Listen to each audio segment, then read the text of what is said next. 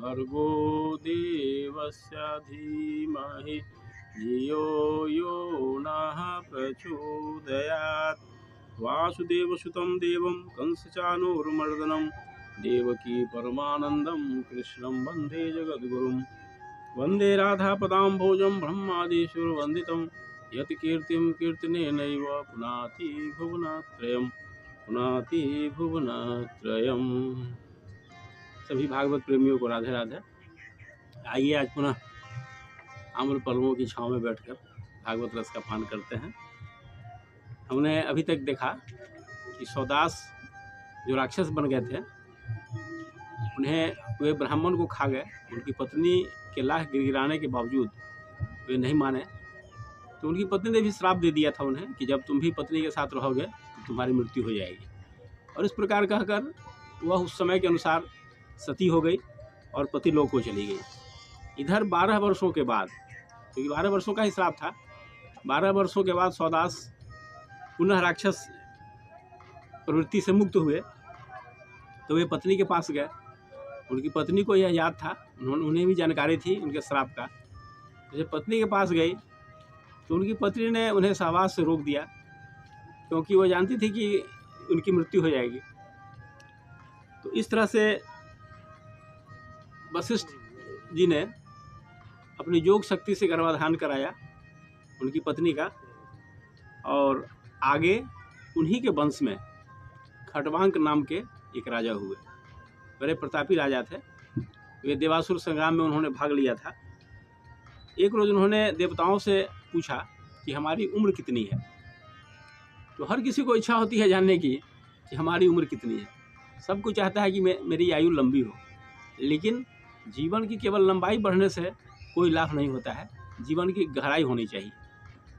हमारा जीवन लंबा हो और कोई उद्देश्य नहीं हो, जीवन लक्ष्य ही भूल जाएं, तो जीवन लंबा होने का कोई अर्थ नहीं है। जीवन कितना गहरा है इस पर हमें विचार करना चाहिए।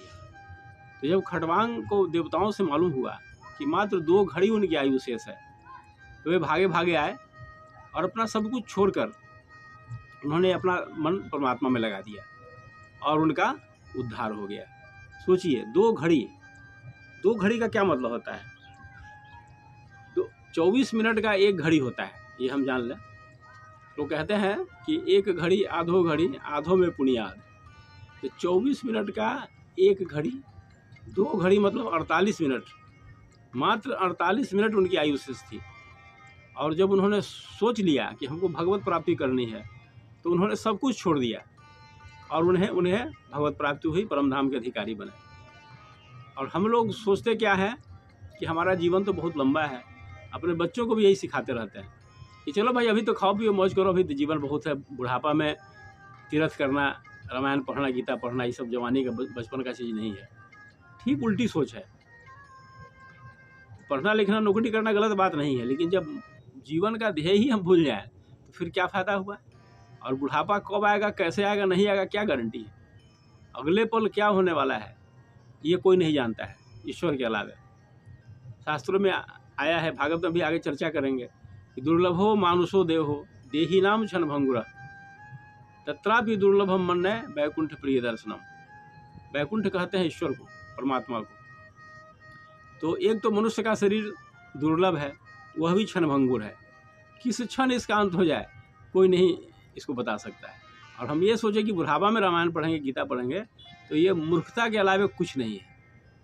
आप संसार का काम करते रहिए, कहीं कोई रोक नहीं है, लेकिन मन को हमेशा परमात्मा में केंद्रित रखिए। जैसे कोई विवाहित महिला अपने ससुराल आती है तो सबकी सेवा करती है, सास की, ससुर की, देवर की, या जो भी घर में होते हैं, जेठानी, देवरानी, सबकी सेवा करती है।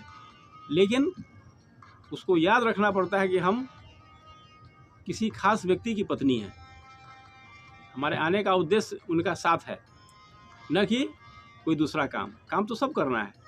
यही चीज़ होता है कि हम संसार का सब काम करें, लेकिन हम याद रखें कि हमको परमात्मा की प्राप्ति करनी है, तो हमारा कल्याण हो जाएगा। नहीं तो 200 वर्षों 400 वर्षों तक जीकर भी हम कुछ नहीं कर पाते हैं, और कुकर्म सुकर्म करते हैं, और फिर उन्हीं को भोगने के लिए बार बार पुनरपि जन्मम पुनरपि मरणम पुनरपि जठनी जठरे शयनम, बार बार हमको इस संसार में आना पड़ता है, तो लाभ ही कुछ नहीं है। लेकिन अगर ध्येय बना लें तो 2 घड़ी काफ़ी है, 1 घड़ी काफ़ी है। और खटवांग ने वही किया। उन्हें जब जानकारी मिली कि मात्र 2 घड़ी शेष है, तो उन्होंने संसार का हर काम त्याग करके अपने मन को परमात्मा में केंद्रित कर लिया और उन्हें परमात्मा की प्राप्ति हो गई।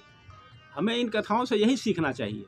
ये केवल कहने सुनने के लिए नहीं है, टाइम पासिंग के लिए नहीं है। हमने कह दिया, आपने सुन लिया, बात हो गई। नहीं, यह जीवन लक्ष्य को याद दिलाता है।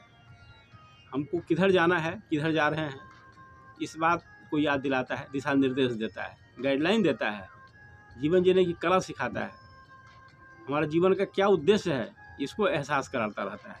यही शास्त्रों का उद्देश्य है, यही कथाओं का उद्देश्य है। क्योंकि ये सब कथाएं ऐसा ही नहीं लिख दी गई है। तो खटवांग का कल्याण हो गया, अपने मन को भगवान में लगाया।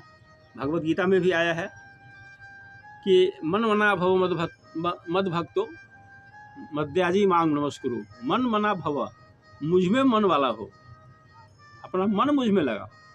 हम लोग पूजा पाठ भी करते हैं तो इंद्रियों से पूजा करते हैं, हाथ से अक्षत चढ़ाते हैं, पैर से चलकर मंदिर जाते हैं, लेकिन मन कहीं और होता है। तो पूजा का लाभ तभी मिलेगा जब मन आपका पूजा के साथ हो, नहीं तो मात्र इंद्रियों की पूजा हो जाएगी तो उसका लाभ नहीं मिलता है। यही कारण है कि लोग को लाभ नहीं मिलता है। कथा सत्संग में जाते हैं लेकिन घर का चिंतन करते रहते हैं, तो जब तक मन उससे नहीं जुड़ेगा तब तक लाभ नहीं मिलेगा। तो हम भी अपना मन अगर एक क्षण के लिए भी परमात्मा में केंद्रित कर लें तो हमारा कल्याण हो जाएगा।